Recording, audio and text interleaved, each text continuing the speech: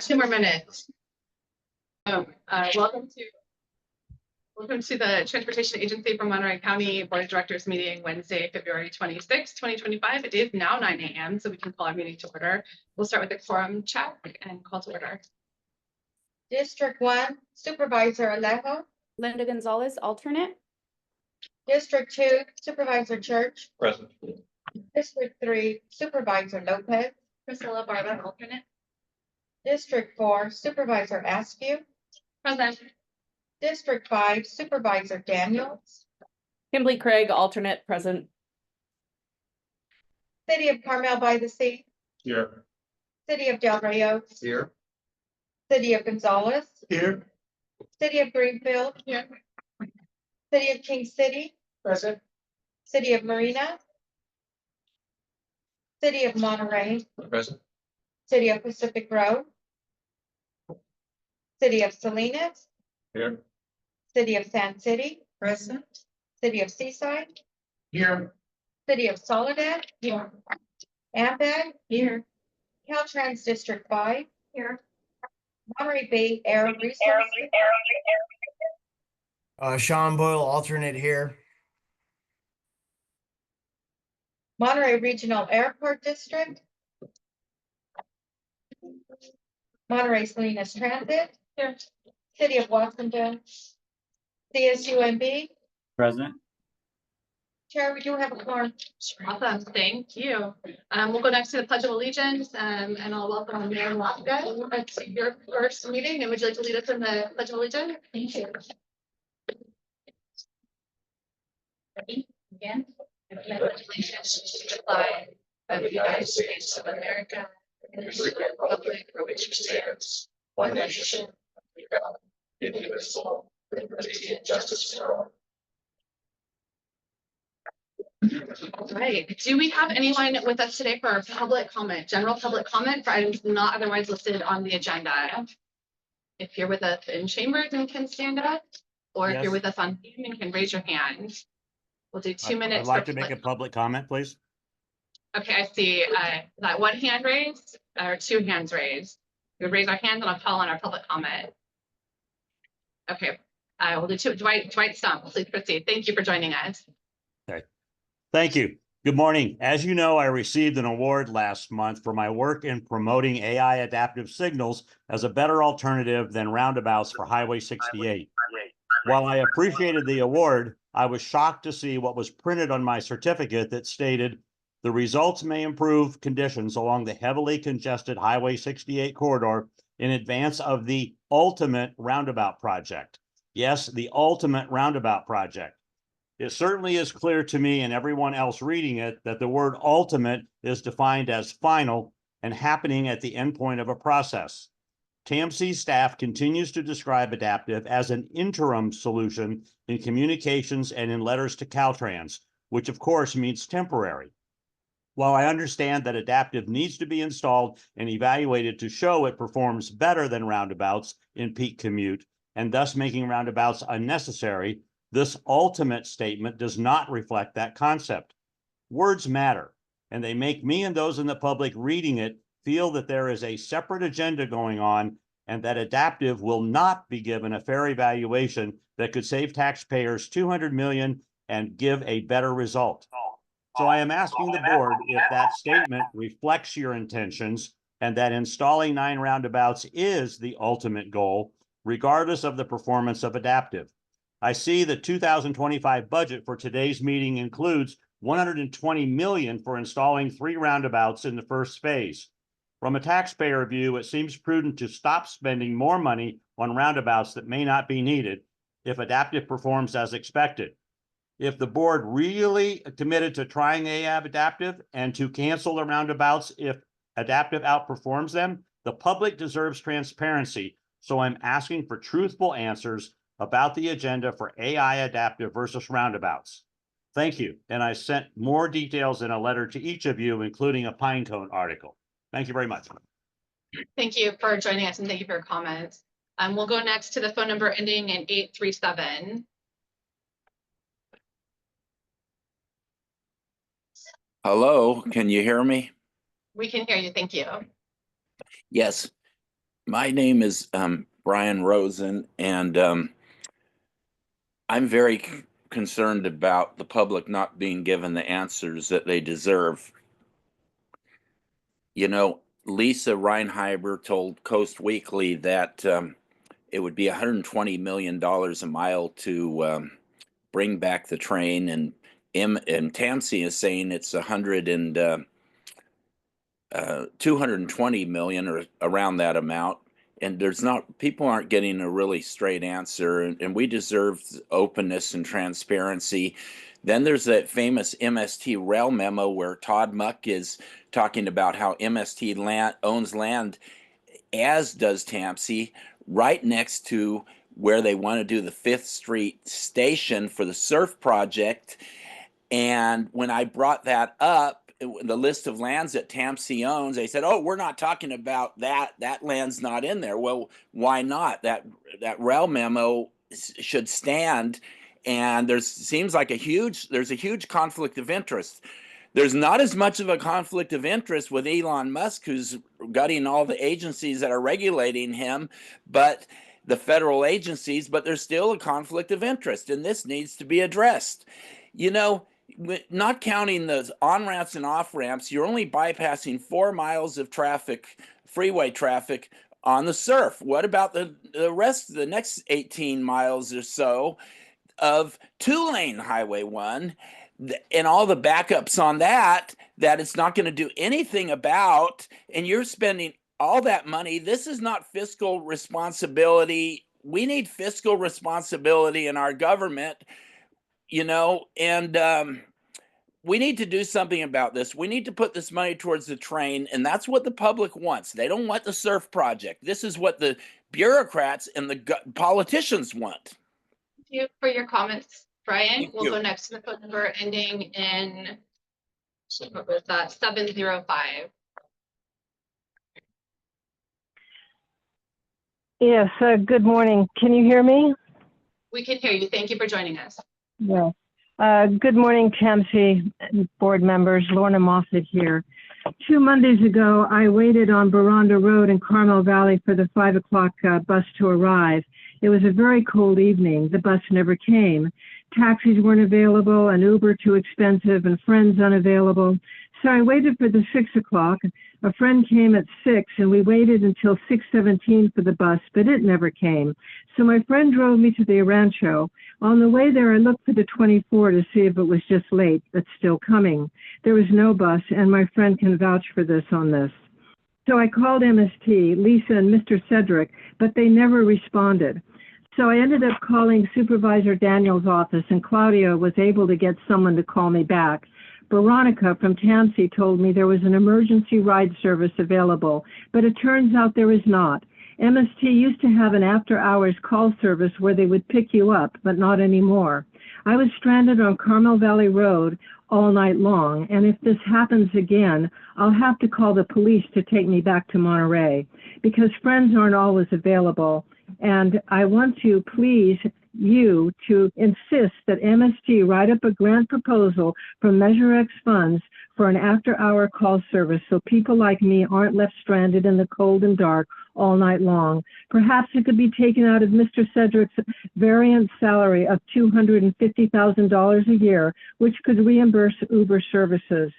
Mr. Cedric doesn't respond to us MST riders, and he should, and so should Lisa, the executive officer, but they don't.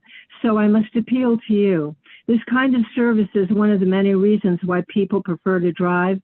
If Mr. Cedric can raise $100 million for a surf project, surely he can raise some money for an emergency pickup service. Thank you. Thank you for your comments. Seeing no other hands raised, we'll close public comment and bring it back to the board for our consent agenda. Anyone on the board have an item from consent to pull for question or comment? Seeing none, is there any public comment on our consent agenda? Not seeing anyone in chambers or any hands online, so we'll bring this back to the board for action. Second. We have a motion from Fedori, a second from Oglesby for the consent calendar. Do we do a roll call? We do a roll call. Okay, so we'll ask for a roll call vote. District one, alternate Gonzalez. Yes. District two, Supervisor Kurtz. Aye. District three, alternate Barba. Yes. District four, Supervisor Askew. I, District five, alternate Gray. Aye. City of Carmel by the Sea, Yes. City of Del Rio, Yes.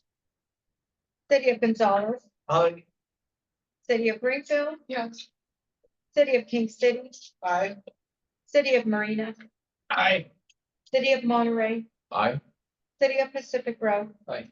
City of Salinas, Aye. City of Sand City, Aye.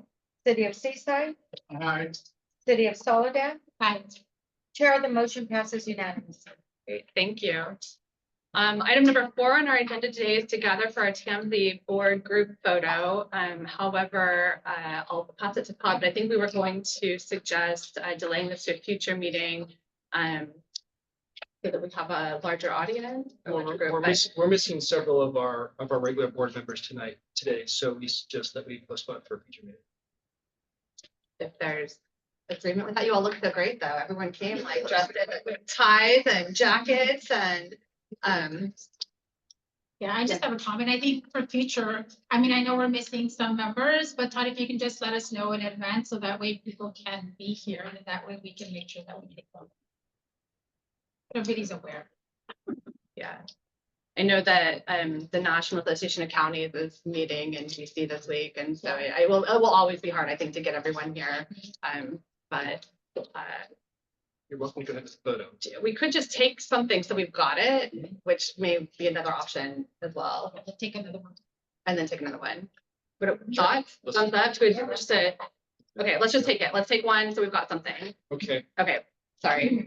Are we prepared for that? yes, we are. We'll just do a brief pause of turn the audio off. So Brief pause. so we can gather and then decide, are we going to gather in front of the screen or in front of here? Teresa? In front of the screen. In front of the screen. Okay. Okay. So. We'll get something.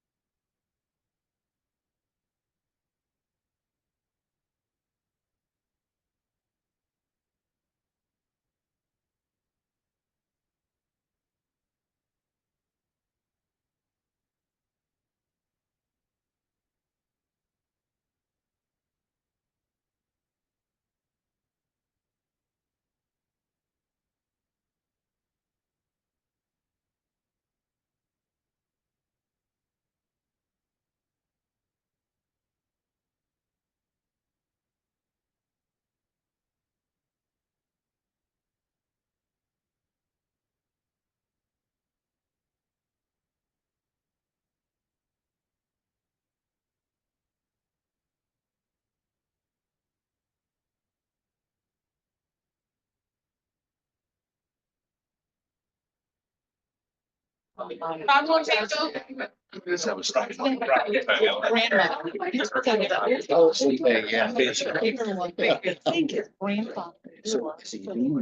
Yeah, he's doing it. Yeah, I'm doing it. It's like, you know.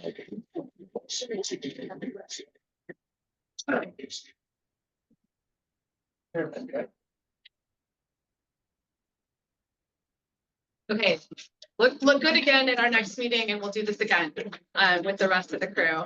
And then we can just AI the two photos together, right? Okay, next up, we are presenting the Transportation Agency Employee of the Quarter to Jeff Heiss, Director of Finance and Administration. And I'm going to pass the floor to Todd to present. Thank you.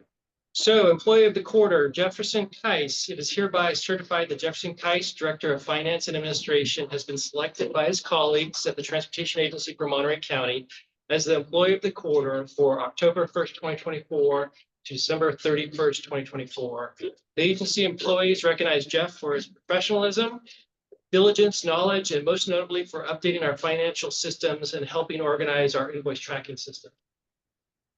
On behalf of the Board of Directors and staff of the Transportation Agency for Monterey County, it is our great pleasure to recognize Jefferson Keiss for his exemplary service.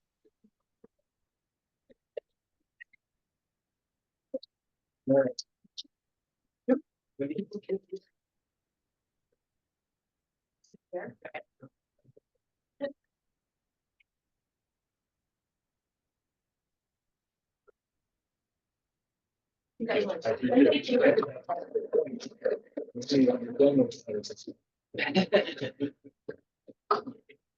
right, we're going to open it up to, it's our public comment on item number 5, our Employee of the Quarter.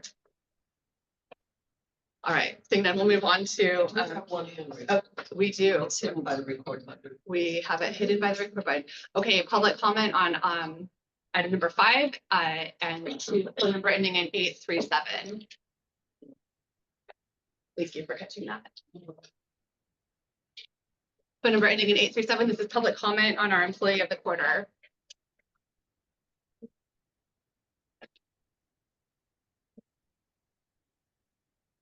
All right, last call for public comment. Phone number ending in 837. Wait, I wanted to comment on item 6 and consent, but I guess I missed the consent, didn't I? Yep, we did a couple calls for public comment on consent. We've been past consent.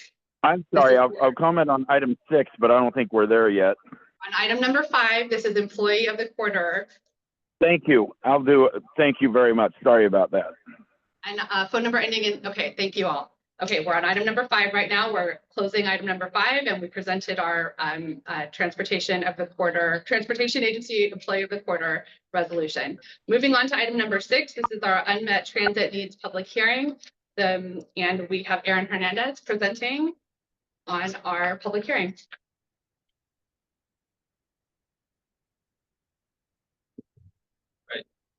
Good morning, Chair and members of the board. My name is Aaron Hernandez, Transportation Planner with the agency. This morning, I'm going to provide you an overview of the unmet transit needs process, and then we request that we open the public hearing.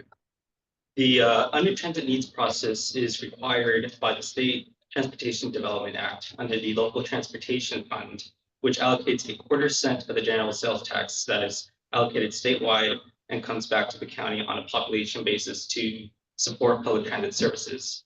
Here in Monterey County, we have Monterey Salinas Transit, MST, which provides public transit services to all the cities in our county. Most of this money goes back to MST for transit services, and a small portion goes to the Transportation Agency for Transportation Planning, as well as bicycle and pedestrian projects.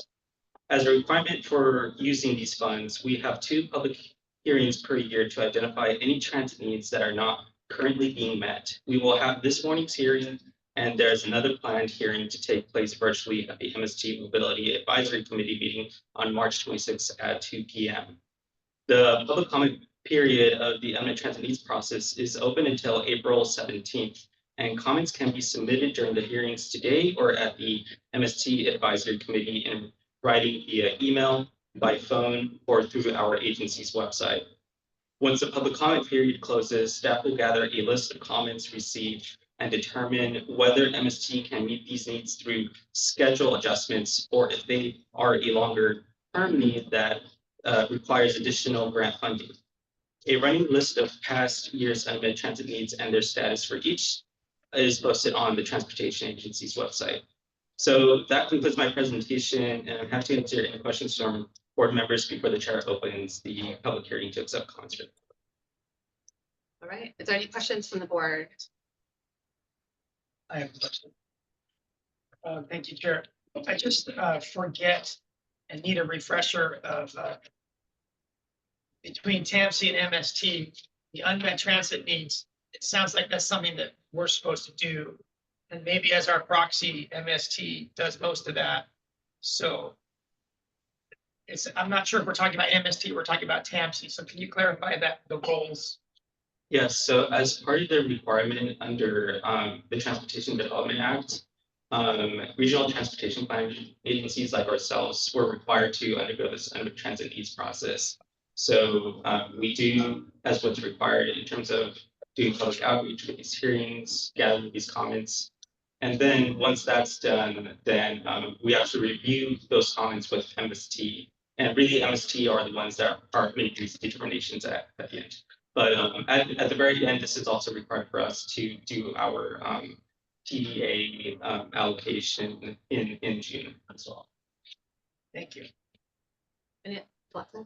Yeah, thank you for that. I know we've gone through this process being on the MST board as well, but just can you remind us as well in terms of the outreach for the transit unmet transit needs evaluation? I know obviously there's an outreach component, and there's the public hearing process, but can you share a little bit more about the outreach portion of it? I want to make sure that our communities, as you mentioned, are aware, are able to provide feedback. Yes, so our outreach process, at least for this, the unmet transit process, is relatively simple. We start by doing a newspaper ad, and this year we released our newspaper with the Monterey Herald. And then where we were in the past, where we see most comments is during these hearings. So in this board's hearing, and then also in the MST MAC as well. And then after that, we usually we just have it available for folks to call us, send an email, or we have a posting on our website as well during this process. But we also like to make note that the unmet transit needs process is not only the only type of outreach that folks can submit comments to. Generally, yearly, I know MST generally just accepts comments year round as well. And sometimes will share those comments with us, but usually, typically they receive comments that usually can be addressed in a quicker manner, as I'm sure they receive comments on multiple issues or transit issues. Yeah, thank you. Just can I make one more comment, Chair? Just in terms of the Monterey Herald, and thank you for saying that you circulate that, but I just want to make a comment because for Salinas Valley, most of the, for some, I should say, the Monterey County Herald, we have to buy into it, so not everybody gets it. And I think there's another probably potential look at access for other smaller newspapers in Salinas Valley, because not everybody reads Monterey County Herald. We'll take Wisconsin. Let's go see if there's anyone else, comments, questions, and then we'll go back around. Yeah, I just want to agree with that, and I'm my concerns is I think it's some gaps in what MST is providing, and so if we have to sign off, or if we're just a rubber stamp, then we can make that clear. But I would like to hear, and I think they're supposed to come back before we allocate the funds. But I would like to hear about the gaps, and then what MST is doing to fill those gaps throughout the county. Because once the money's allocated, we hear about the lack of services and the gaps, but the money's there. So sometimes we need to have a better oversight. And that's not a critique of the MST board, but it's a concern about what our responsibility is.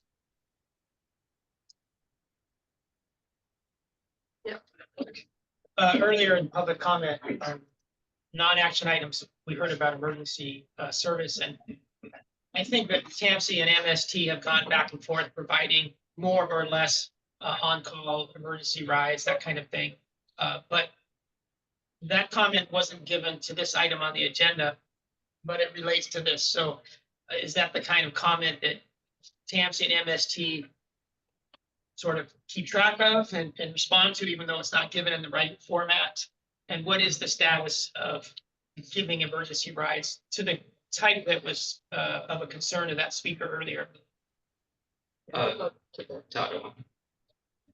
Thank you. We still do have an emergency guaranteed ride home program where we would reimburse a ride for someone who took an alternative mode to get to work and then needed to get home either by an emergency with having to leave early if their carpool couldn't go with them, or they couldn't take the bus back. They could taxi, Uber, or rent a car depending on the situation with a price cap. Person is required to be registered through their employer for the program. So someone who just happens to miss a bus and can't get back wouldn't be able to. But that's how TAMC's emergency guaranteed ride home still works. It's used very infrequently. We don't have a lot of employers signed up right now. Our rideshare program is fairly dormant at this point. The process for allocating the Transportation Development Act funds is required through state law. And because because MST is the only transit provider in the county, we allocate all of the funds to MST.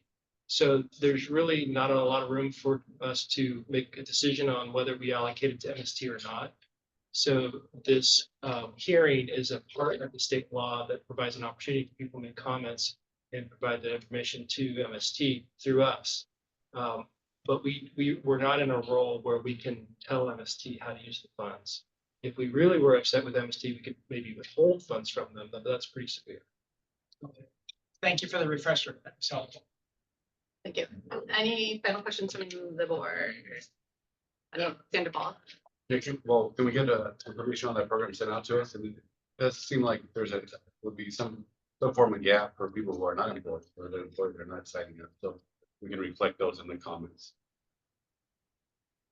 Thank you. And then did I hear? Yeah, I want to read, see if I understand this. This is on the last page of the document here. The unmet transit needs comment. This serves as a public input tool for the transportation agency's short and long-term transit planning improvements. So I understand they're the only ones, so the money has to go to that pot.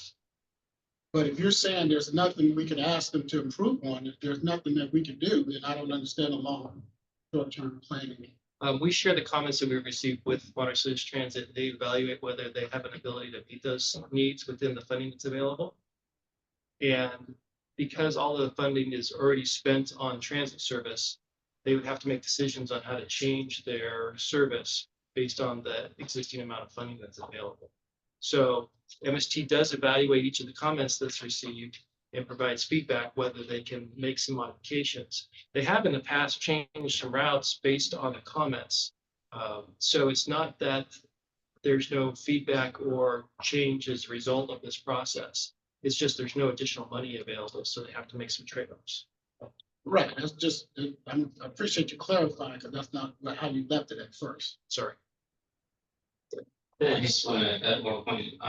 So at our June meeting, after we review the list with MST, we review also the past needs that are in that list. So that would also be another opportunity for board members to look what has been listed as short and long-term needs, and then what has been resolved transit needs. So that'll come back in June.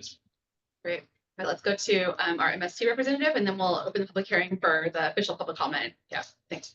Great, thank you. I did want to say, as the MST representative, having actually done the unmet needs process as well in another lifetime, what the purpose is, at least from our perspective, is to hear from the public if there are gaps in service, if there are extended transit needs in terms of earlier morning, later in the evening types of service that we would, that the community would need.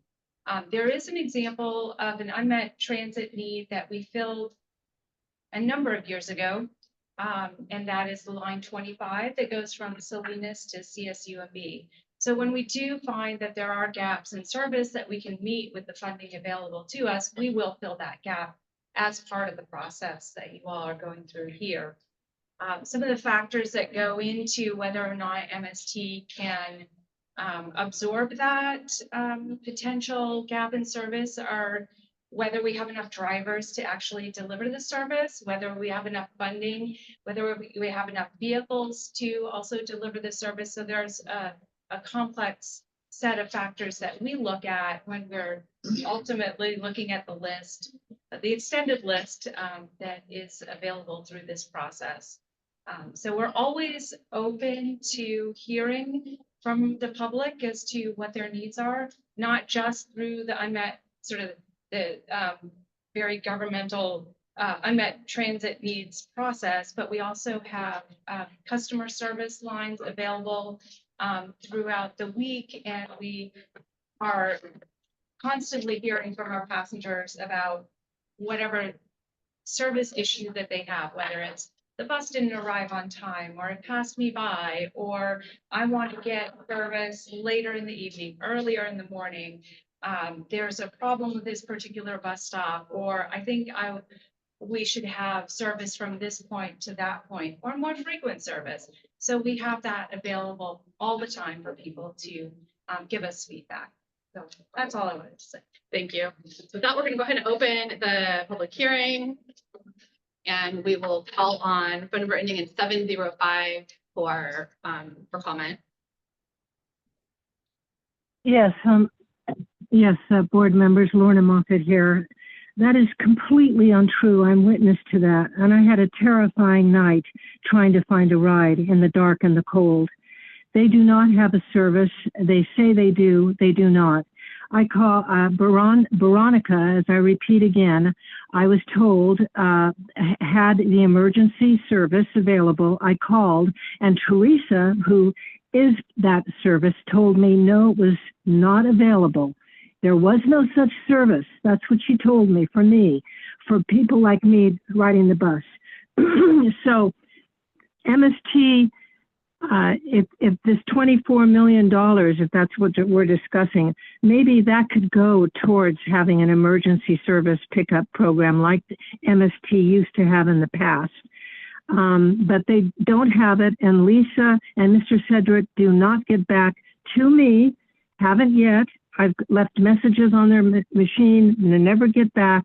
So they're telling you mistruths, and I'm sorry to have to say that. And that's why I have to go to Supervisor Daniel, and I have to go to you, because the most important thing we can do now is to have a good mass transit system.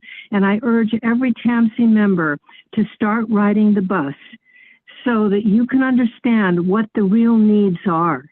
And the Grapevine, for instance, 24 used to be packed with people from the hotels going to wine tasting in the Carmel Valley. Because that line is all broken up now, no one can, the buses are empty. And I'm proof to that, because I go every other day, every 3-4 times a week, I take that Carmel Valley bus. So what I'm suggesting is that they put back 24 at the plaza, and it picks up the Grapevine people and the regular users like myself, and they don't go to Carmel, they go straight down to the El Rancho. And and I would encourage you to submit additional written comments so that your full testimony can be included in the unmet need assessment process. We'll go next to phone number ending in 837.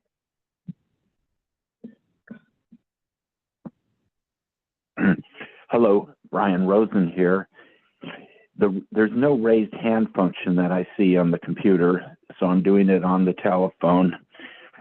And so unlike other Zoom meetings I've attended, it's really clear and easy to do.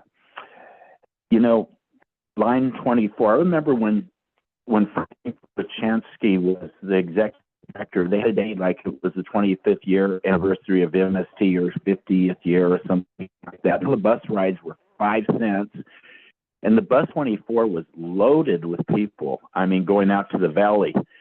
But even if you did a 5-cent promotion now, I don't think very many people would use it because it's just so inconvenient now to have to, transfer at the mouth of the valley.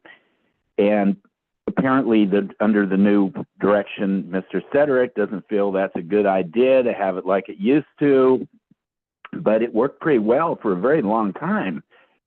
30 years, 25 years, and all of a sudden, I guess, people have different ideas, but it seemed to be okay. Otherwise, I think they wouldn't have let it last for so long. So, I think it's really helpful to get low-income people from Seaside out to Garland Park, for example, and we need a convenient bus service to Carmel Valley so disadvantaged communities can access nature easily.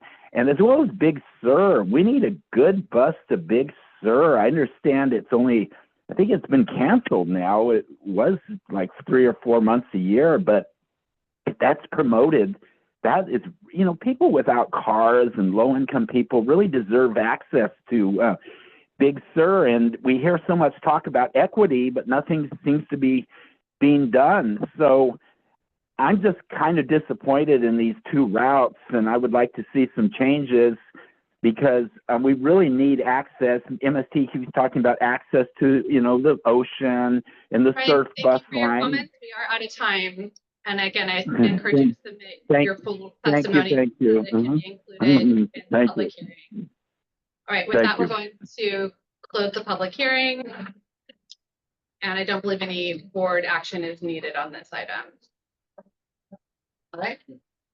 And to our MFT board members, thank you for continuing the process and taking this feedback to improve services. Thank you, Erin. All right, moving along to item number 7, discuss and provide direction to staff related to possible community funding project nominations for federal appropriations funding. And Christina Watson has the floor. Good morning, Chair and board members. I do not have a PowerPoint. We heard from our representative Panetta that the deadline for community project funding or congressionally directed spending, depending on who you ask, is due March 14th. So I'm here today to talk to you about potential projects to submit for that funding. Given the uncertainty about federal funding in general, we're still moving forward with this process and responding to our representative. We went through a lot of different projects that are in the works right now on our priority list and came up with 2 that could be eligible and good purpose for this funding. One of them is the State Route 156 Castroville Boulevard Interchange Project. It is directly on the line between Representative Lofgren and Representative Panetta's district, so we can submit it to both of them. This is a Measure X project that you're very familiar with. It's to convert the existing signalized intersection at State Route 156 and Castroville Boulevard into a new grade separated interchange. It has been cleared under the National Environmental Policy Act, known as NEPA. The total project cost is estimated at $136 million. It currently has a funding gap of $80 million. Caltrans and TAMC submitted a joint application to the Senate Bill 1 Trade Border Enhancement Program grant program. If the federal funding is available for this project, we would be able to defray costs and help move the project forward in an expeditious manner. And the second project that we are looking at submitting would be the Seaside Broadway Avenue Active Transportation Project. This is in Representative Panetta's district. This is a 1.3 mile road diet on Broadway Avenue from Fremont to General Jim Moore. It would transform a 4-lane road into a 2-lane road with curb extensions, buffered and protected bike facilities, roundabouts, and safe routes to school improvements. This is a awardee from the Cycle 5 State Active Transportation Grant Program. And it does not currently have NEPA clearance, but it could use the categorical exclusion because it's entirely within existing road right-of-way through the NEPA process. It's estimated to cost $17.7 million. It has a funding gap of 6.1, for which the city of Seaside applied to the federal Current name is Build Program, which stands for Better Utilizing Investments to Leverage Development Program. It's gone by many different names in the past. The project is being phased, and we do have a representative from the project on the Zoom if you have specific project questions, but I'm happy to take any general funding questions about the program and any other questions you might have. Great, thank you. All right, board questions, comments? Oh, Glenn.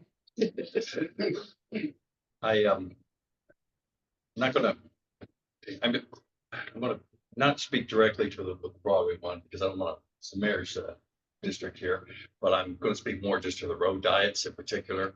And, you know, I'm not really a big fan of them after experiences in dealing with the road diets proposed out in the Paro area. Because we had a meeting out in Paro last spring, of which about 60 or 80 people in the community were there. Not a single person spoke in favor of the proposed plan. I know it's been modified since then.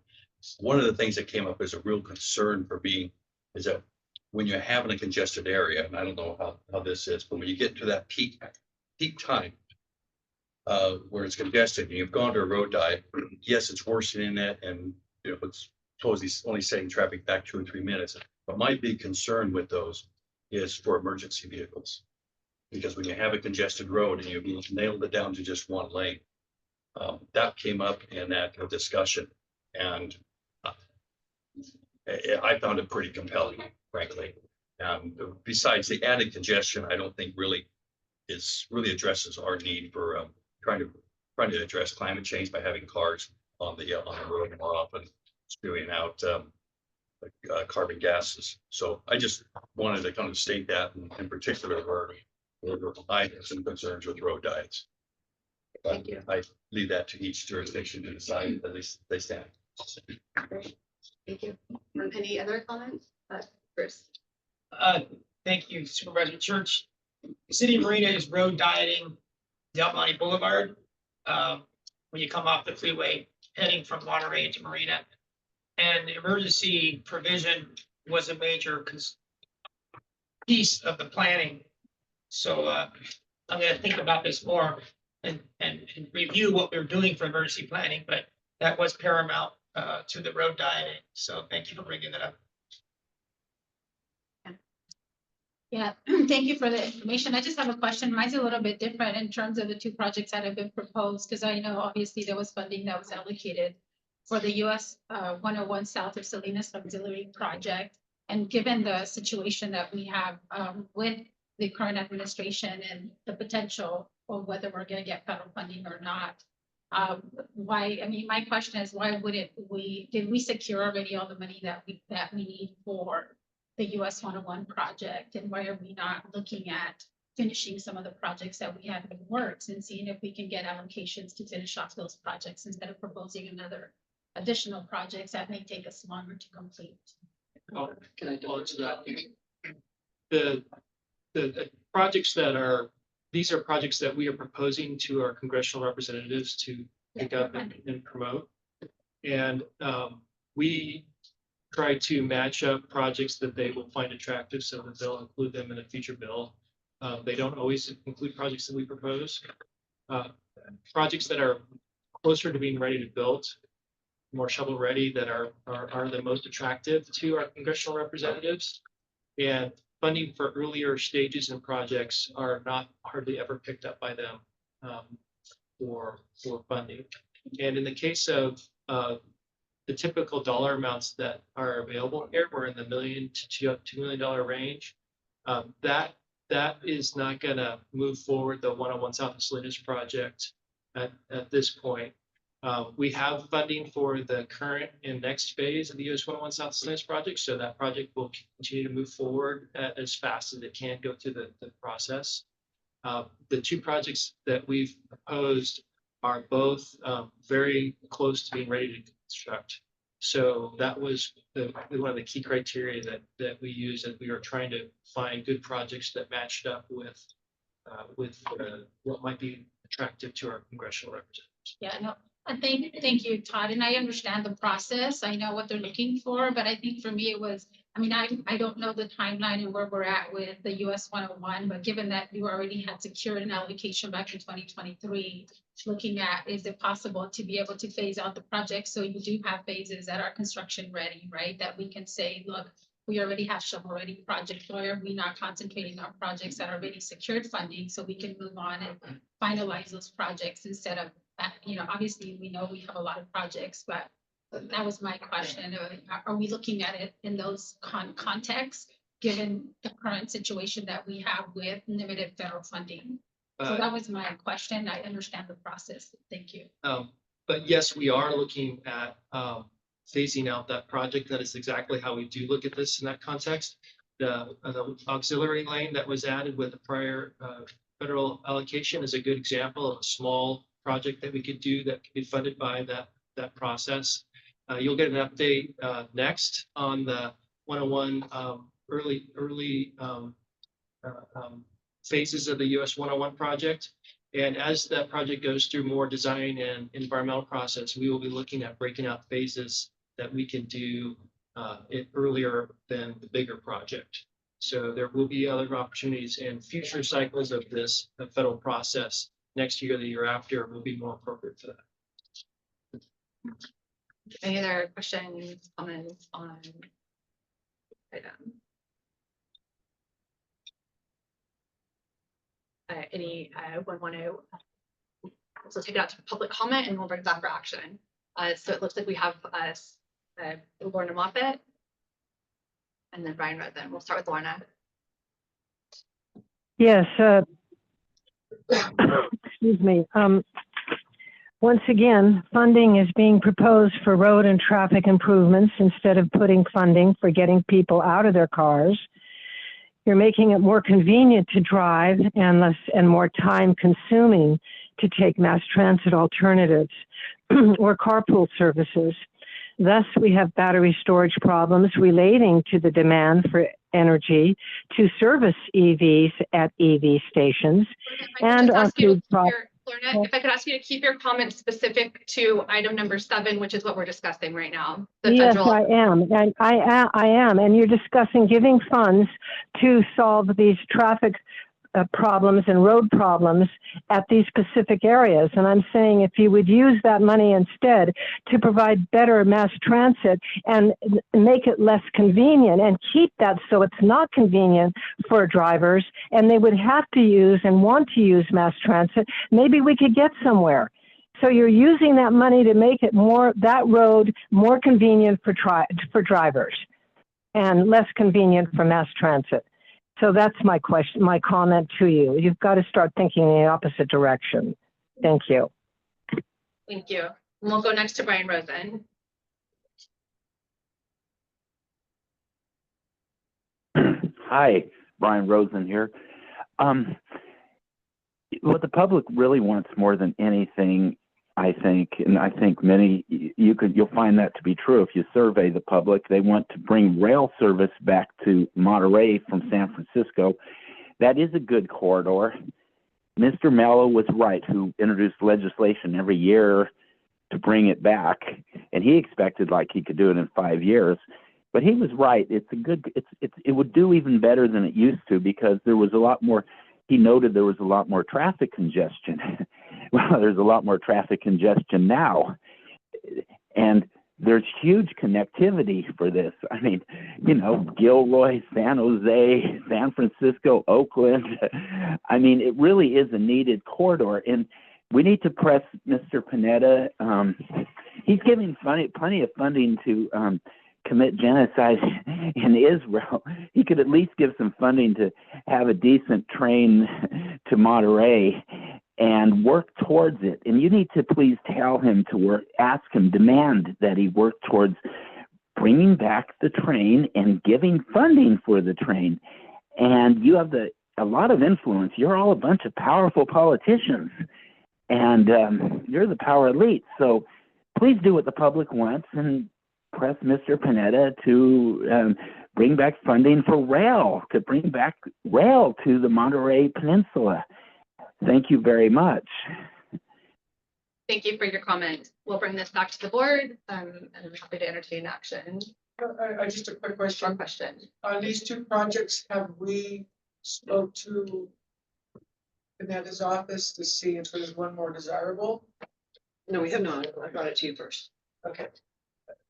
Just as something to consider, because it is gonna be a tough climate here, what I would suggest is that maybe we look at directing staff to have that conversation to see what they think may be the best route to go. Because I think either project has merits. Obviously, 156 would be a great improvement, and I'd love to see Seaside get those.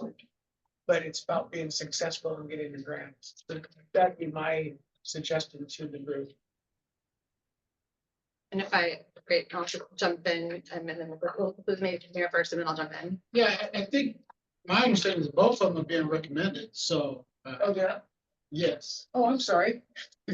Yeah, no, that's no problem. It's just, I just wanted to put some stuff on the record for the public, I take Director's Church comments about road that every community should look into it. They're not, end all be all, and some of them don't fit. And I think we'll have some challenges with this one ourselves, right? But that upper part of Broadway was built back in the time of the active military base with about 30,000 people coming on and off. So that was the width of the road, and now it's not conducive. And now it's unsafe for kids. I think 4 of our K through 12 schools are up there on the hill that the kids use. And so that's why I was qualified as a safe route to school. That's really why we got the initial grant, safe route to schools for our people and our kids going to school. But then for families walking up and down there, cycling, and it's a little just too wide. People speed a little bit too much. And then there's no dedicated left turning lane, so we have issues with that. And so that's just the background of when the community was talking about somehow this is going to increase traffic. What we do is try to slow down traffic to make it safe for people to cycle and walk to work and to their community. So thank you, Susan. Thank you. I was just gonna, I think, echo those comments. There's been a significant amount of planning work that's gone into the Seaside project for many years. It started from the Safe Routes to School planning process that TAMC has been supportive of. There's pedestrian safety issues. There's a number of schools in that location. And the community has been active participants in the planning of that. It's already received a significant grant, and this would help it move forward. So to that point, just wanted to comment on that. But yes, both of these projects, we would just be recommending them to Panetta's office so that he can consider them as he may or may not choose to proceed with either one of them. But this is our one opportunity to put forward something, so we can either put forward something or we can put forward nothing. Individual cities are also welcome to put forward projects. Individual jurisdictions are welcome to put forward projects. I believe the county has also put forward projects that we would like Panetta to consider. So this is an open invitation for anyone who wants to have Panetta's office consider priorities for funding, whether it's transportation funding or any community priority interest that you have in your region. So the time is now. Put those on the plate. So we can put both of these forward. Panetta may or may not choose to proceed with them, but I'm happy to entertain a motion. We've got more items to get through today, but we'll circle back around. So we'll go Glenn, then Deanne, then Hannah. Just brief comment here on just the 156, because just want to point out to everybody, especially the newer members on the board. I came on here 2 years ago. It was just about shovel ready at that point, and it was only $60 million. And there's been things that had it on, and then delays for PG&E, and that was one of the problems. That now, we still got to look for funds for it. It's more than double. And this is really one of the most key, I think, infrastructure developments we need to do, not just for my district, the residents of Oak Hills, and for other people, my residents that are having to go around this and having to face off-road traffic that's trying to go around it, but also for the peninsula, which I know this is a gateway for residents and visitors both. So I just want to point out, this shows you how this cost can inflate even when we're just a point of being shovel ready, basically. Thank you. Yeah, no, thank you. And I think both, obviously, thank you for mentioning that this is part of the Safe Routes to School project, because I know we've gone through that process ourselves with the city, and I know it's very extensive. TAMC obviously is a big player in all of those projects, and very well worth projects that take a lot of time and have a lot of money, and obviously none of our cities have, you know, a lot of that money, especially not our smaller jurisdictions. So I appreciate that being brought in as part of that. So I support the projects. I just have a question just in terms of for future, and maybe now, not now, but for future is, you know, for the projects that are selected, and obviously we all know that our cities can obviously submit also to our congressional representatives.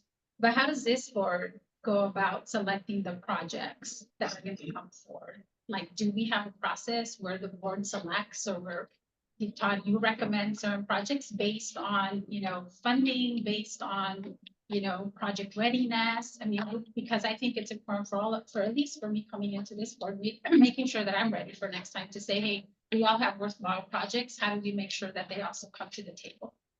This process, having this discussion today is our process, but in advance of this, staff is reaching out and checking in with projects for project readiness to see if they line up with the criteria that we expect to be successful.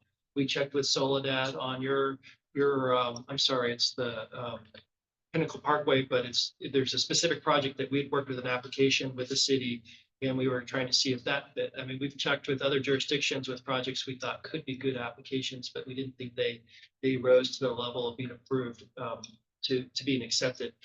This is a lot to talk about for $1 million or two that we are likely not to get. I mean, it's a bit of a, probably not our best use of our time to have a big extensive process on this. It's really trying to find which projects are good at the moment that the congressperson asks for a project list, and getting it to them, and then trying to match it up the best that we can. Yeah, no, I agree, and I think I also want to echo what Mayor LeVar stated, because I think it's also important to be able to check in with our congressional representatives, because I think they have priorities as well, and to say, do they align with the priorities, their priorities, right, to make sure that they are successful projects. Thank you.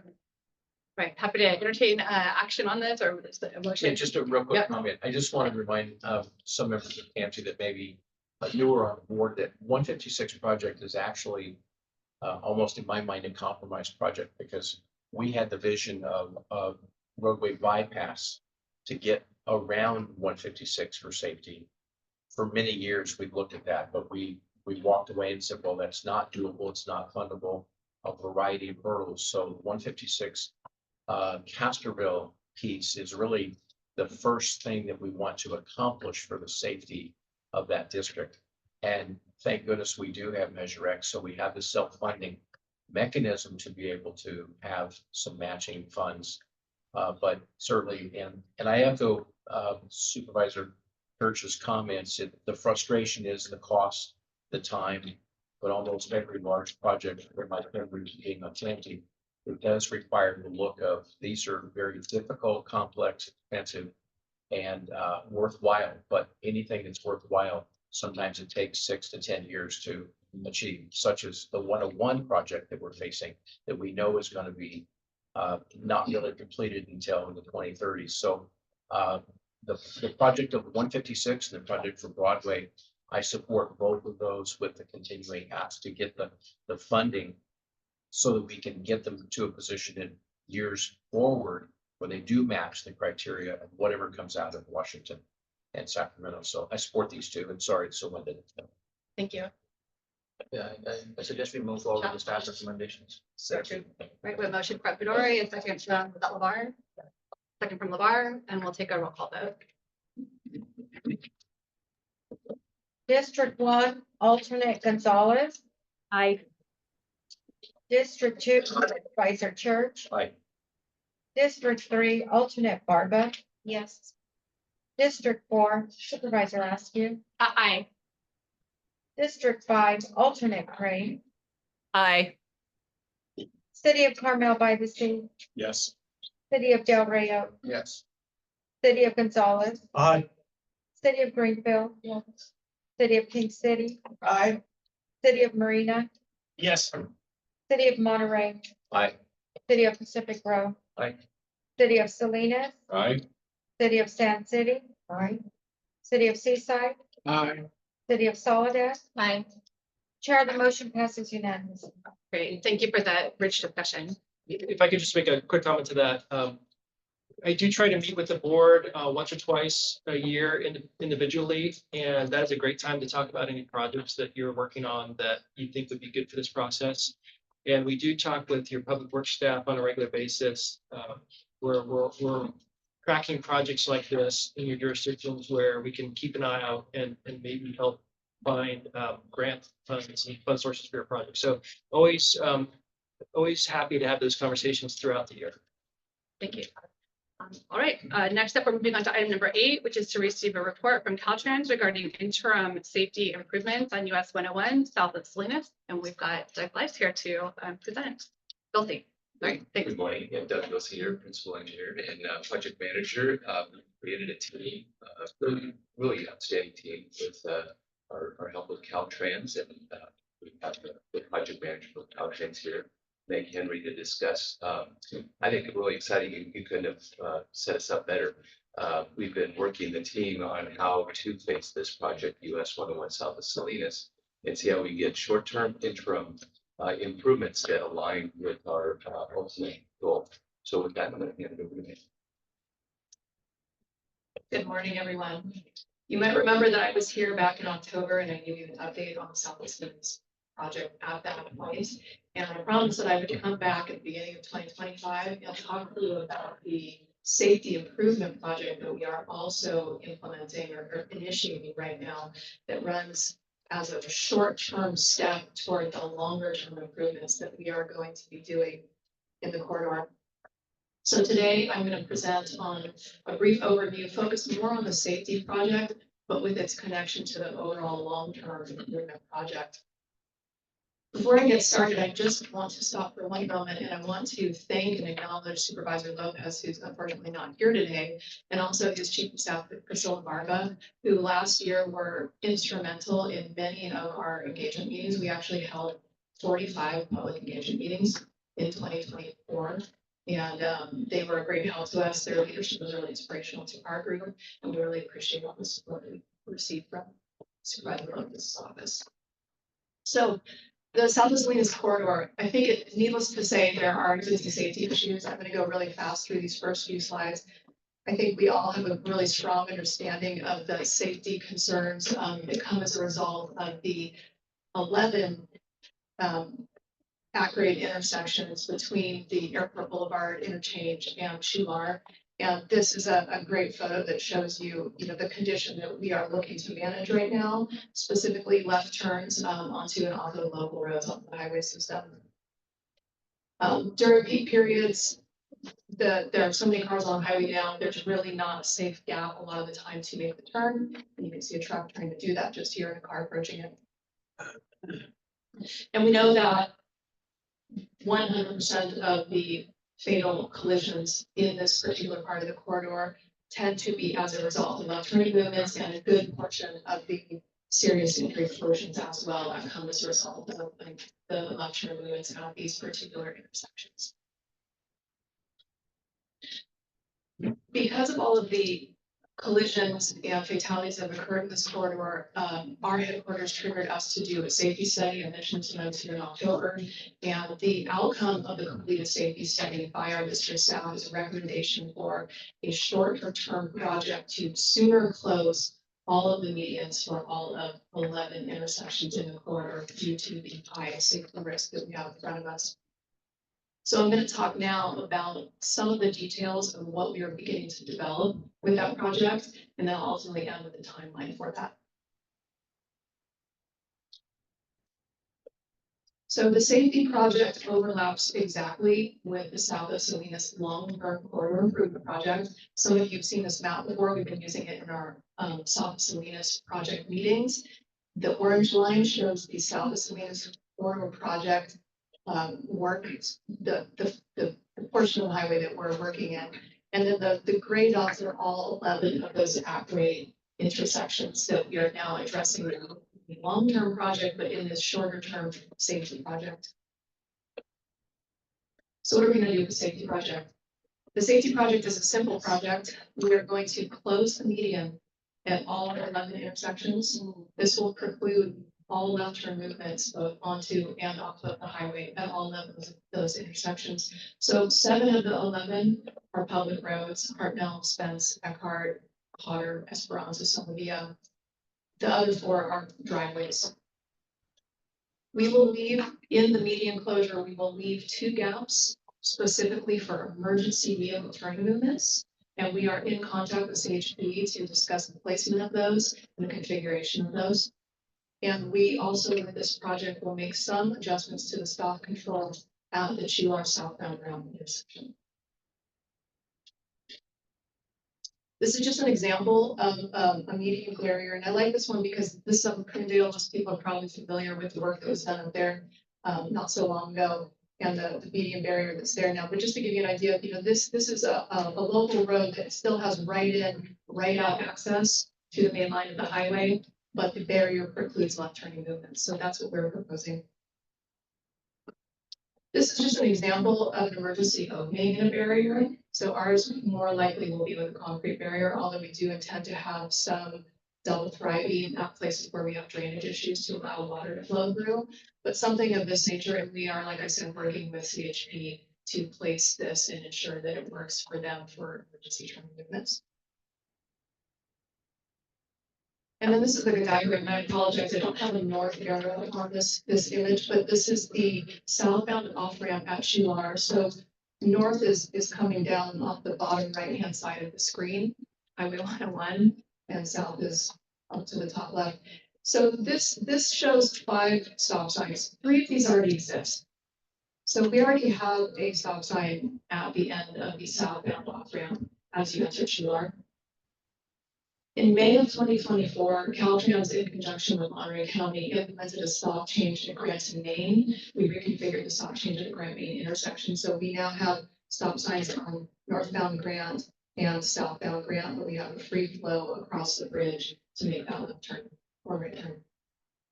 As part of the safety project, we will be adding additional stop control at southbound off-ramp intersection, specifically to stop vehicles traveling on Main Street at the intersection. The purpose of this is to allow queued vehicles on the ramp to meter through in a more efficient manner. So the relationship of this project with the overall long-term South Salinas Water Improvement Project. Caltrans is working full steam ahead on both of these projects. We have a dedicated team. We have the same team working on both projects. We're very coordinated, and we signed a charter years ago with TAMC committing us to the long-term improvements in the corridor. So by having the same team working on both of those projects, we can ensure that we can look ahead in the consideration of the shorter term median closure, as well as midterm improvements that I'm going to talk about here in just a moment, and how they feed in ultimately to the long-term part improvements that we are actively working on environmental review and early design on at this moment.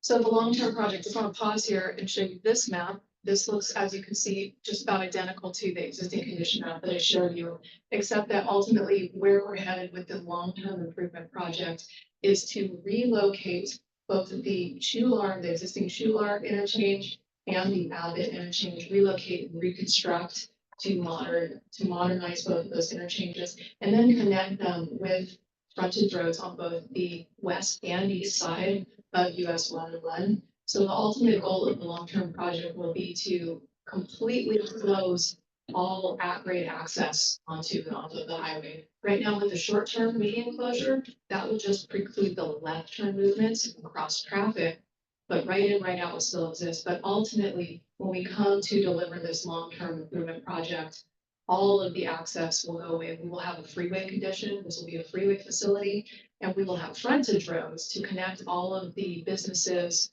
residences, and farmland to those interchanges to then access the highway only at those interchanges. We're also looking at other midterm solutions. So as soon as we launch the short-term project, which we are in the process of doing, we will be engaging further with TAMC. We have already had active engagement to brainstorm midterm solutions that we can bring. So we sort of see this whole short-term, midterm, long-term process that we're working through right now, sort of stepping us toward this ultimate condition, this long-term solution with relocated interchanges and frontage roads. But we see some steps in between. So the first is the median closure to address the safety issue that is at hand. The second is getting into potential midterm solutions that can happen between the median closure and the beginning of the delivery of a long-term corridor improvement. So the things that Caltrans and TAMC are actively exploring right now is installation of roundabouts at key locations to potentially assist with turning movements and especially U-turn movements. Alternatives to potentially improve traffic circulation at existing interchange intersections. We're already working with our headquarters structure folks to investigate doing an improved bridge rail on the existing Chula Bridge. It's quite old. So we're already designing for new potential bridge rails that can replace that old, very short rail on that bridge. And then we'll be talking much more about other complete streets improvements that we'll be able to do in the community. So, the schedule for this short-term delivery. So when I saw you in October, I think what I said to you is I'll be back in early 2025 because we need to go to the CTC and get the project. We did that at the January meeting. And as soon as we got that approval, we immediately opened our design phase on this project. And we will be actively in design for about the next 13 months. Well, even less than that, because part of the next 13 months we'll be advertising this project to award for a contract. Our intent right now is that we will be ready to advertise at the end of this year. And we will be, gosh, I have a calendar error in my I actually meant to say here that we are starting in February of 2025 and working to March of 2026, and we are actually going to award a contract in April of 2026. My apologies, moving a little too fast. So we intend to be awarding the contract next year in April. There will be delayed start on that contract, and we will be working with the community and also with the contractor to try and get the start of the construction in the middle of the season. So hopefully in sort of the mid part of the season, possibly July, we can actually start construction. And when we say start construction on the median closure, what that will really look like is that will be when temporary barriers go up at all 11 intersection locations, and then the work will occur behind this barrier. So starting construction will be somewhat synonymous, we expect, with the closure of all of those three intersections. We expect the construction to take about 6 months. So late 2026, early 2027, we're expecting construction to be complete. And then separately down here, I've just noted right now, based on our long-term corridor improvement project schedule, we are anticipating right now that summer, perhaps fall of 2031, we would begin some sort of phased construction formally in the long-term corridor improvement project. And as Todd mentioned, once we get through environmental review, we will be looking at how to implement and whether or not things can be brought forward and how all that phasing will work. So we will be actively exploring how phasing works. So from the time that we have the median closures completed, late 2026, early 2027, to the time that we anticipate starting phase construction on the long-term corridor improvement projects, we hope to be doing some other midterm improvements that I mentioned before in between.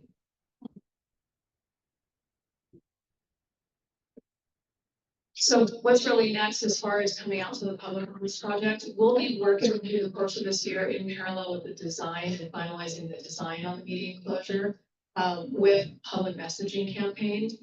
We received a lot of feedback last year in the many engagement meetings that we had. The community really wanted to be forewarned about the closure and the timing of the closure. So as we work through the design process and into the contract process and become more concrete in the expected time frame for actually start the work, we'll be starting I believe, at the end of this year and into next year to begin to message in advance of what we expect to be coming and what we expect it to look like, so that the businesses and farming operations in this area, hopefully before they demobilize to go away for the winter, will know that when they come back, we'll be messaging, still be messaging and saying, okay, we're now getting really close to when we think this closure is going to occur. So that'll be a big part of the work on the project for the next year. We'll be working with the community, the Farm Bureau, farmers, the Transportation Safety Alliance, our engagement team at TAMC, and Supervisor Lopez's office to come up with a messaging plan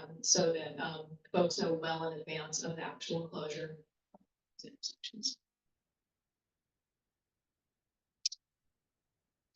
Any questions? Thank you for the presentation. That's great. And thank you for all the work too. I mean, this has been such a dangerous section of road for such a long period of time. And to see that we're finally moving towards some interim solutions that are going to be immediate safety improvements is reassuring. So thank you. We'll start with Thank you. Excellent presentation. And I do want to first extend just great appreciation to Supervisor Lopez's office and the South Salinas group. And also the amount of public participation and engagement with all the businesses. This is going to be a significant, the short term is going to be significant when it comes to safety. And additionally, it is going to help that traffic flow even better because I travel that one all the time. And there are many times when you'll have the truck that's going to take that left turn, they will get into that left lane way early. And they go down, they're driving at the speed limit of 55.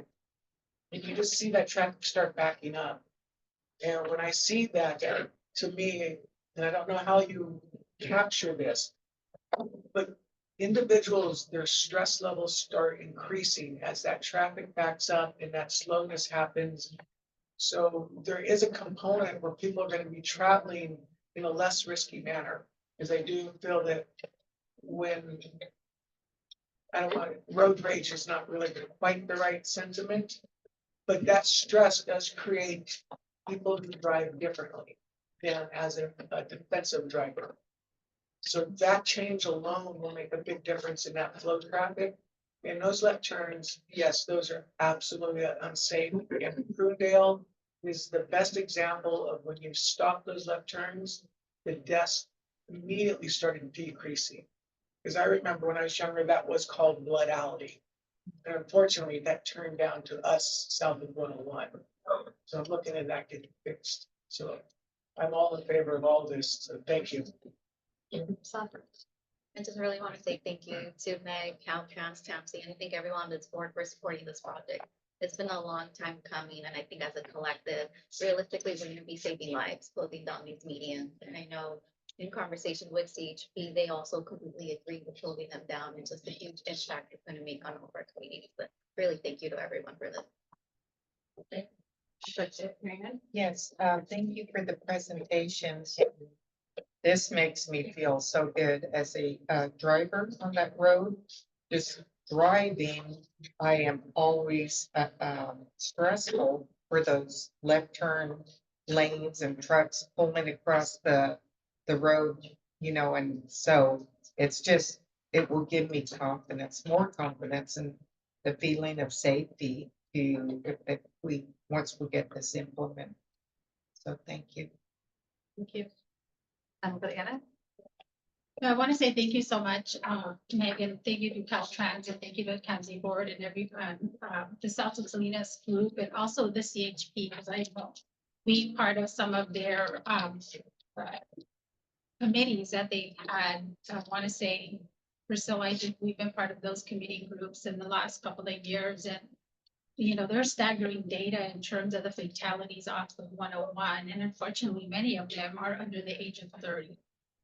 And so I think the other thing that I don't want to forget is also how do we work with CHP and the awareness and education component that needs to go along with this. Obviously, as we're doing all of the improvements to the roadways, it's also looking at how do we also do the education component and awareness, right? And how do we work with CHP along with our cities as well to be able to do that? Because I think that's critical in terms of saving lives. And so I want to just thank you for that, because I think that's really critical. And so also I think for us, and I'll speak on behalf of my city, because 70% of our residents commute out to work. So along with working with the Farm Bureau, with some of our farmers, it's also working with our cities, because a lot of us in Salinas Valley have a lot of residents that commute out to work. So it's really pairing also with working with our cities to be able to ensure that we're part of the public messaging as well, and that we're included in that. So we can support those efforts, and we can also work within, our trusted messengers within our city to be able to get the word out to ensure that our residents, especially those that are commuting out to work, and I've traveled one-on-one forever. And so I've seen how much more dangerous it's become after several years. And now I have my children traveling on 101. So obviously we want to make sure that we save lives. And for us also, we have 2 prisons. So we have CDCRs. So also working with them, because they also travel through that corridor and transport some of the inmates to the medical facilities. Our public safety and our emergency medical transportation or services also comes this way to Salinas as well. So we want to make sure we're including all of those other partners and key stakeholders as well. Thank you. Thank you, Ian. No, I was just gonna say that it's a long time coming. I want to thank the local community that's been advocating for that. Someone that lived in Prunedale off, I think it's Pasante Road, that left turn was blocked.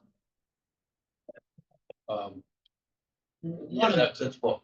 It don't make difference, but just one of them, right? Because I used to make that left turn, right? With some kids in the car. It was always dangerous, but they closed that. San Miguel was really bad. Yeah, I think it's one right before San Miguel. But my point is that that's been like 30 years ago, and you're finally working your way down south. And then someone that would leave the peninsula and travel to Soledad along that road 2 or 3 times, at least twice a day for 23 years, knows how dangerous it is. So we appreciate the work, and it finally will save lives. And so I just want to say it's not just the people that live down there, it's the whole county that traverse that part of the highways. Long time coming. Thank everybody for their work, particularly the advocacy from Supervisor Lopez's office and the local community folks that said. Right. Let's take it off for public comment. I'm not seeing any hands raised. No one in the chambers. We will close public comment, bring it back to the board. I don't believe we have any action required on this. Did I miss anyone? Comments? Just a thumbs up. Thumbs up. Got them. Yeah. Thank you. Kudos and thank you. Do we have another update coming back to us in a year, maybe? Well, I think we haven't discussed it, but I think when we get the ideas of what our alternatives will be studied in the environmental document, I think that would be a good time to we've done a lot of progress on that, a little too much for today. So we'll come back and do that in 2 months. Yeah, we'll come back in a few months on the long term project. Okay, so we'll get an update on the long-term progress with the environmental updates. And I know that if there's anything in the meantime, we'll hear from Supervisor Lopez's office. But again, thank you so much. One of my classmates in school was in a terrible accident and passed away. And this particular section of road, I know we all have our stories of people that we've cared about or loved. And the impetus and the timing couldn't be more urgent. So you've got our full support to continue moving forward, and to the TAMC staff who've been just diligent in working through this. Thank you. Thank you. Thank you. All right. With that, we will move on to item number 9. But 10:30, right, 10:20 right now. I know that we have a closed session item, and I don't want to lose people. So if there is a time sensitive, if people are leaving here at a certain time, please let me know so we can make sure we're not losing folks for closed session. So we will move on to item number 9, which is our draft overall work program budget and integrated funding strategy. And we've got Jeff to present. And yes, thank you. And Mike Miller. Thanks, Mike. I was like, that's not Jeff.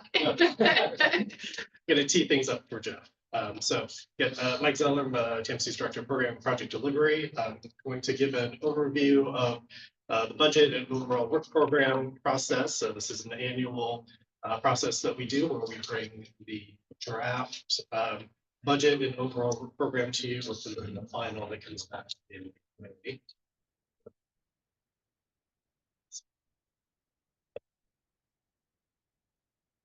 Systems now.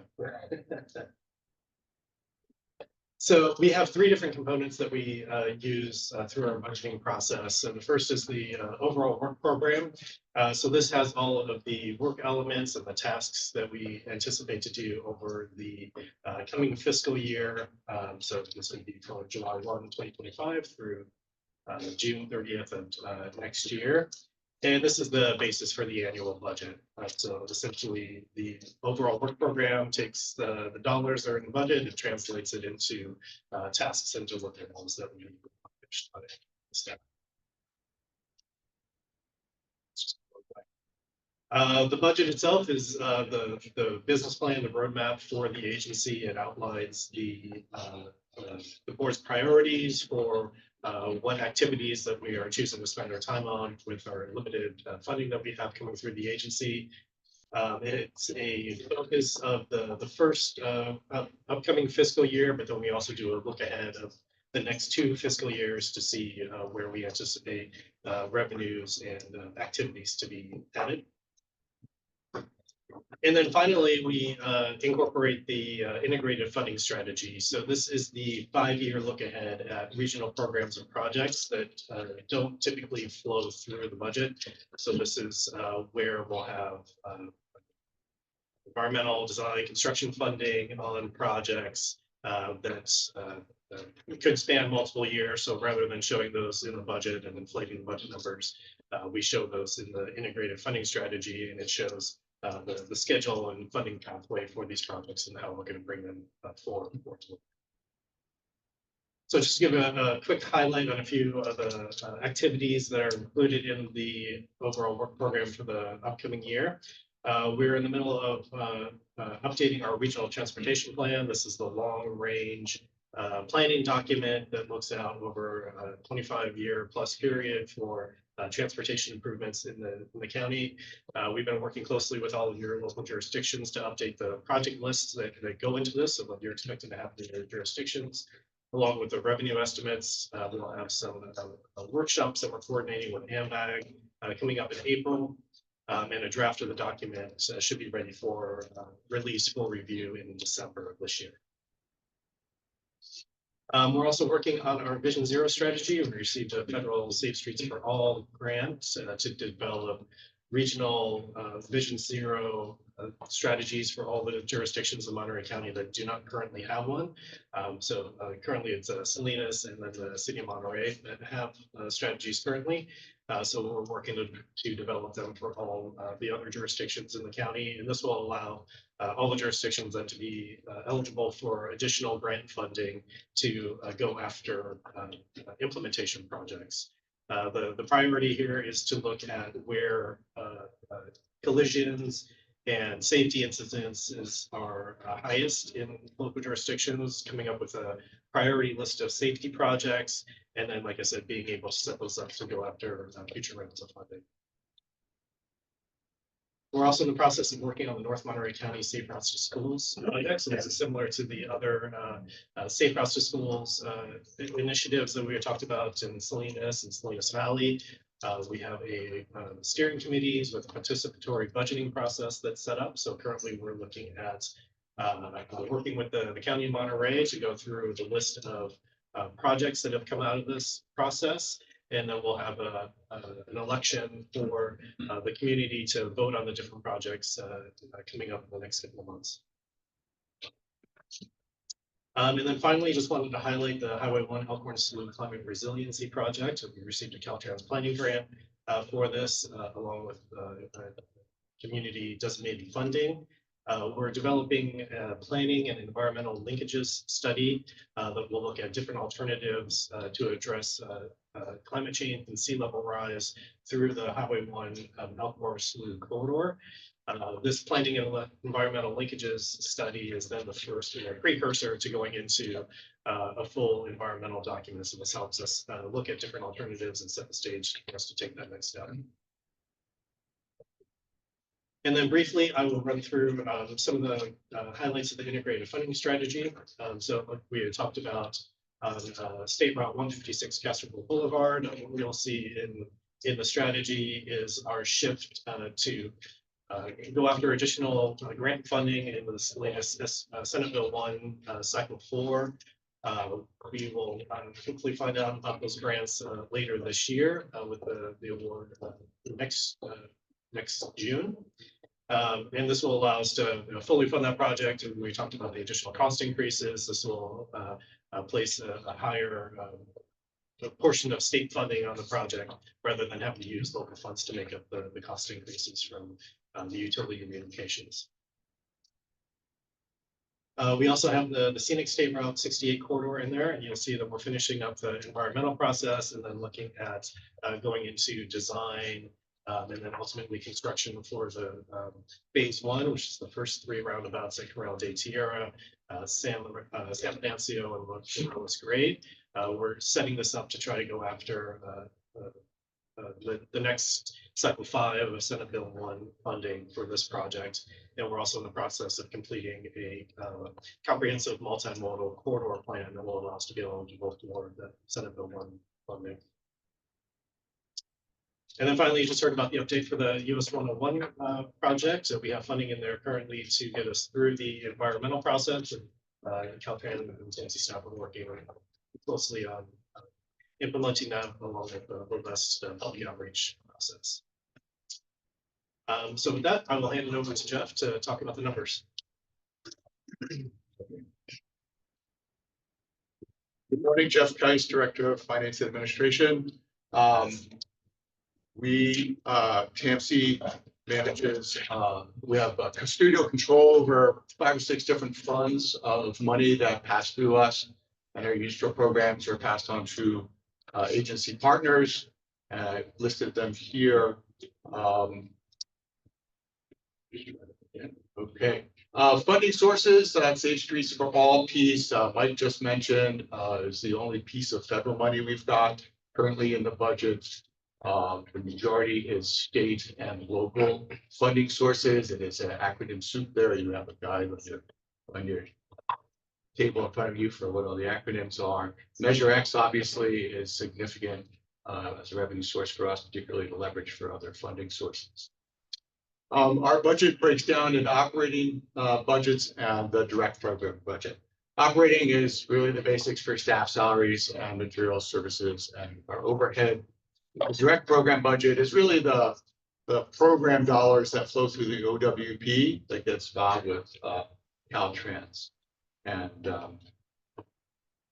from a highlight standpoint, really it's a 3-year look forward, as Mike mentioned, with an emphasis on this upcoming year. Our staff costs are primarily supported by the programs and revenues that we administer. We've got sort of an activity-based model where we look at where staff time is spent and it's funded by those programs. Part of this year and next year really, but this year's budget is laying the groundwork for the future. We do need to invest in accounting software and we need to invest in a new building. So those are significant investments for the agency. Thankfully, we do have the reserves to pay for it. Revenue assumptions, we have several smaller sources of consistent recurring revenue to help cover some of our operating costs. And we're forecasting only using a little bit of reserves on the operating side. Our reserve fund balance at the end of 23 is a little over $10 million. That's the last audit document we've got so far. The SAFE program has its own restricted reserve of $1.6 million. As Mike mentioned in some of his slides, the Vision Zero plan, the vulnerability assessment, Safe Routes to School in the North County, and the Fort Deck construction. Those are the areas that have sort of picked up activity, and that's reflected in the numbers this year. Some of the other programs that they cycle through and wind off the program they fall off revenue side. From an overall standpoint, we've got about $4.3 million in operating revenues, a little under 4.8 million for direct revenue. It's down some compared to the prior year, and that just reflects the ebb and flow of projects coming through the direct side. The operating expense increase reflects some increases in staff costs and investments in the accounting and building planning that I mentioned. Operating revenue sources, rather than a pie chart, because I kind of like the numbers, but I put the percent. So you can see 57% of our operating costs are covered by state revenue sources, 35% by local sources, 12% through projects and programs. We've actually, that's reflecting a slight profit, if you will, for the for-profit world, but a small 4% contribution to reserves as a net of everything when you put it all together. Operating assumptions, we do want to keep 6 months of operating costs in reserve. We really do manage our costs to the budget every year. I mentioned the planned investments for the upcoming systems and office space, and those details are in here. Staffing wise, I've put in a 3.8% cost of living adjustment. There's more notes on this in the staff report, but we're in the process of doing a compensation study. The agency has never done a compensation study in its 20+ years. So this is kind of a placeholder. We will have that study done before the May final budget, and we plan to true up and reconcile our salary table with what the compensation study comes back with. There's sort of national surveys around employers and what they're doing for cost of living adjustments, and 3.5 to 3.9% seems to be the number. Many just overall employers are using. 66% of employers plan to keep the same increase that they did the prior year. So that is sort of what I've followed here while we're doing this compensation study. Very small bump in headcount. That's on our part-time accounting assistant role, really to help us add some capacity to support the financial conversion we're going to be going through with our financial system. CalPERS, very small bump in our contribution rate on the classic side, and I've added a small increase to our Section 125 contribution towards health premiums. That's looking back and looking forward on our operating budget. Some of the ups and downs in the out years reflect timing of consultants and investments in the new building. Some of that's a guess at this point, but we're in the process, and you proved today the RFP to start the process of getting a planner and project manager for the office evaluation. On the direct side, some of the changes made a few years ago normalizes some of the fluctuations in our overall budget by using the integrated funding strategy. We do use reserves for public outreach, legislative advocates, the triennial audit we do, and some of the real expenses. Here, the direct program revenue is down some from last year. But again, I broke down, it's 43% from state sources, 28% from local. RSTP is kicking in 10%. So, and we're using some reserves on our direct program. And our unrestricted reserve balance is a little over $10 million. Our 24 audit, I don't have the draft yet, but I believe that number will have gone up without giving away the story. We did grow some last year, I do believe. Next steps really is for us to submit this overall work program to Caltrans for review.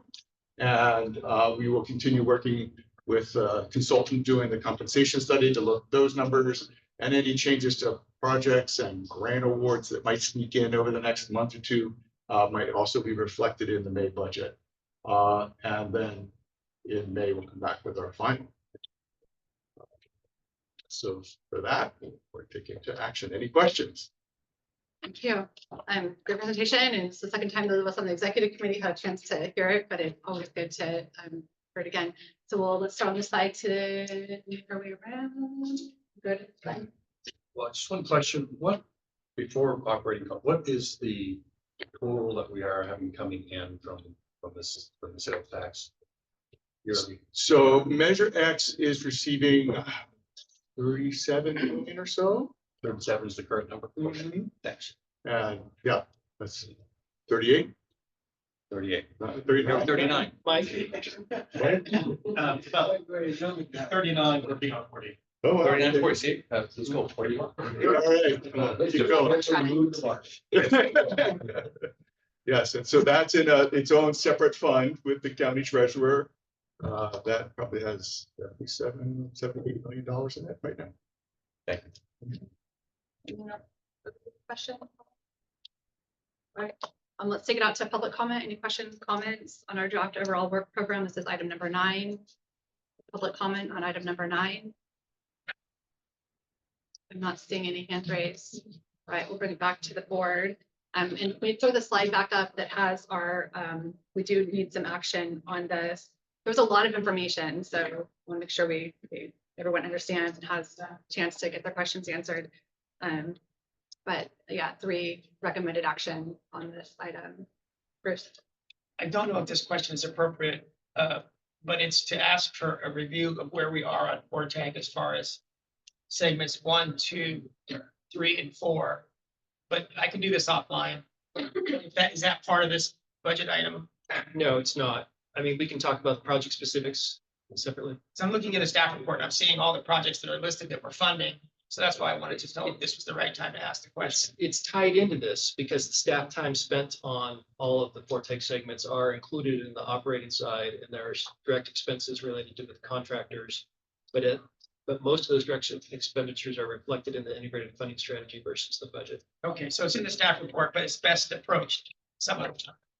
I'll contact you later. Thank you. I move staff recommendation. Second. We have a motion from LeVar and was that a second from Smith? Thank you. And we'll do a roll call vote. District 1, alternate Gonzalez. Aye. District 2, Supervisor Church. Aye. District 3, alternate Barba. Yes. District 4, Supervisor Askew. Aye.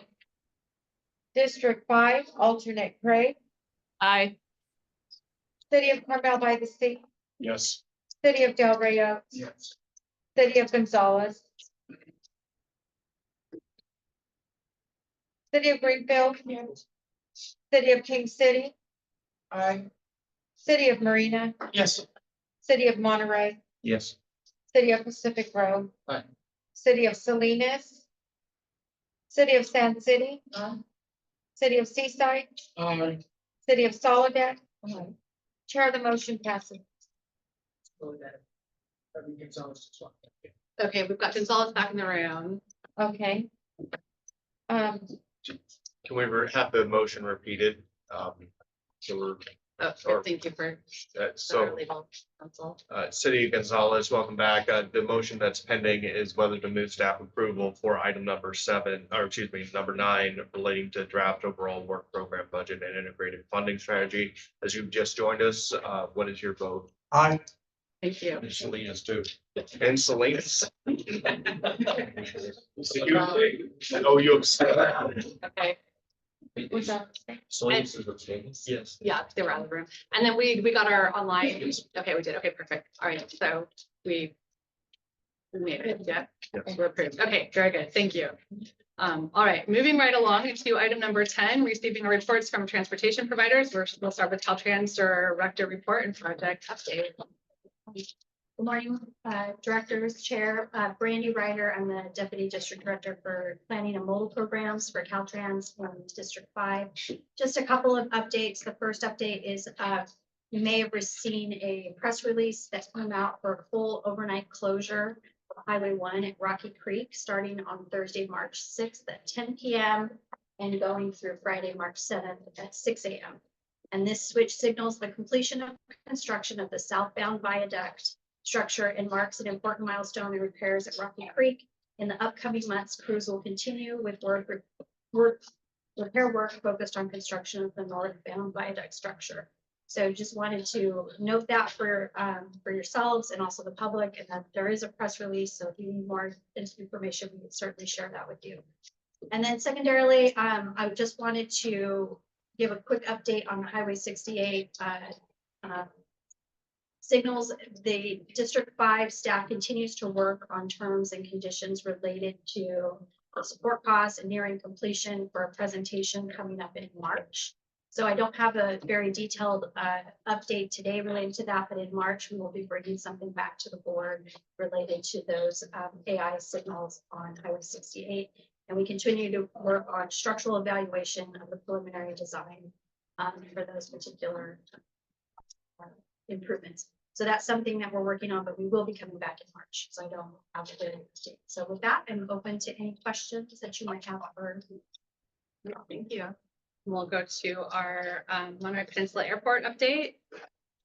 Sure who we have with us. Do we have someone on? I didn't see. Okay. Is there anyone from Monterey Peninsula Airport online? I don't see anyone. Okay, we'll skip Monterey Peninsula Airport and come to Monterey Salinas Transit. Yeah, thank you. I just have two things I wanted to announce. This Saturday, we are happy to play host to the California Transit Workforce Mentors in Motion Conference in Monterey at the Hyatt. And this conference is designed to help frontline employees, coach operators, mechanics, trainers, et cetera, as well as supervisors and managers in sharing their experiences, developing new ideas, training programs, partnerships with federal and state entities. So it's really just an opportunity for those in the workforce to gain mentorship and experience with peers to advance their career. So we're really happy that they're going to be this year. I'm sure you are too. And then the other thing I wanted to mention on March 18th is National Transit Employee Appreciation Day. So we'll be celebrating at MST, of course, with our own employees, but the best way you can help to appreciate a transit worker is wave to them, thank them, and ride the bus, of course, and thank them personally. But if you want to share on any of your social media channels, talk to me. We can get you some sample posting, and we'll be posting on social media. We'll get to you, Wendy. Thank you. That's all I had. All right, thank you. And do we, yes, Embard. Hey, good morning, everyone. Hey, Sean Boyle here, planning supervisor here at Embard. Happy to give some positive updates going on here. So last year, Embard entered into a grant agreement with the NED EV Range to build a DC fast charging EV station at West Ridge Plaza. That's off 101 in North Salinas there. It's got 8 charging ports. Happy to say that it's built. Just the last puzzle piece is getting PG&E to hook it up. Hopefully that will happen in the next couple weeks. And the other positive development we went in a partnership with 3CE to provide a grant to Monterey Peninsula Unified School District for a Type A microbird EV bus. So after kind of several delays, that bus was finally delivered a few weeks ago. And that's the updates I got for this meeting. Great, thank you so much for joining us today. I suppose any questions from the board for our reports? Reports? When it came to Caltrans, thank you for that report. There was a $52 million figure for Highway 68 operation improvements down the road, 27, 28 fiscal years. And during our budget process, we just finished, there was a considerable sum being planned for Highway 68 roundabouts. Maybe that was the integrated strategic plan. But it gets to what the public is saying. Are we just going to do AI and wait for the results? Or do we plan ultimately on using funds for other operational improvements like roundabouts? So I wanted to hear from staff, is it that we have to keep moving toward the roundabouts, et cetera, because of the long timeline to get funding, at the same time that we're open to not doing any roundabouts if AI is this, huge improvement that obviates the need for operational improvements. I think this is something that we should bring back at hopefully March for discussion. Because it's a long discussion more than just me giving you a quick answer. Thank you. All right, great. Any other questions for our partner agencies? All right, we'll go to public comment on our partner agency reports. Seeing no hands raised, we'll close public comment and move on to item number 11, reports on meetings attended by board members at transportation agency events as required by state law. Any reports? None that I'm. Any that Todd's not aware of? No? All right. Moving on to our executive director report. Maria, could you pull up this couple slides? First off, just want to remind everyone on the board that Form 700s are due April 1st. So if you could please send in a copy to Maria, we'd appreciate it. Just two quick slides I wanted to share. One is that the American Public Works Association had their annual awards for projects for the Monterey Bay area.